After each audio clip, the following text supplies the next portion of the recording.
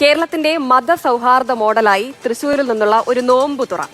തൃശൂർ വെങ്കിടങ്ങിൽ ക്ഷേത്രോത്സവത്തിൽ ആനയോടൊപ്പം എത്തിയ പാപ്പാനും ഉടമയുമായ താമരശ്ശേരി സ്വദേശി സൈനുദ്ദീന്റെ നോമ്പുതുറ വീഡിയോ ആണ് ഇപ്പോൾ കേരളം ഏറ്റെടുത്തിരിക്കുന്നത്. ഏറ്റവും മനോഹരമായ ഒരു കാഴ്ചയായിരുന്നു ഈ ഒരു നോമ്പുകാലത്തെയും ഉത്സവകാലത്തെയും നമ്മൾ കണ്ടത്. ആ വീഡിയോ ആണ് നമ്മൾ കണ്ടത്.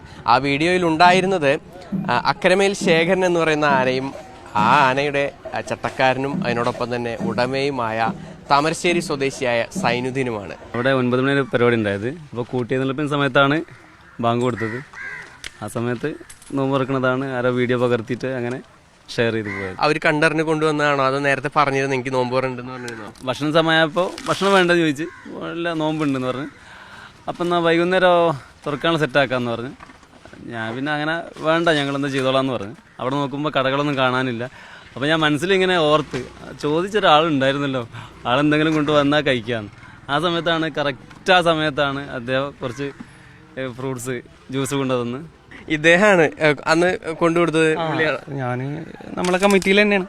അപ്പോൾ എനിക്കും നോമ്പുണ്ടായിരുന്നു. അപ്പോൾ ഞാൻ എൻ്റെ വീട്ടിലേക്ക് ക്ഷണിച്ചു നോമ്പ് വീട്ടിൽ നിന്ന് ഇറക്കാം. അപ്പോൾ പൂരത്തിൻ്റെ ടൈം അതായതുകൊണ്ട് ഇല്ല ആരുടെ അടുത്തൊന്നും വരാൻ കഴിയില്ല എന്ന് പറഞ്ഞു. അപ്പോൾ ഇക്കാക്കും ഉള്ളത് ഞാൻ അങ്ങനെ പാക്ക് ചെയ്തിട്ട് കൊടുന്നു കൊടുക്കാൻ ഞാൻ അങ്ങനെ പോവുകയും ചെയ്തു.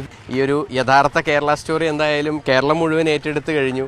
അത് എല്ലാവർക്കും ഒരു മാതൃകയാണ് എന്ന് നമുക്കിപ്പോൾ പറയേണ്ട കാര്യമില്ല. കാരണം കേരളം ഇങ്ങനെയാണ്.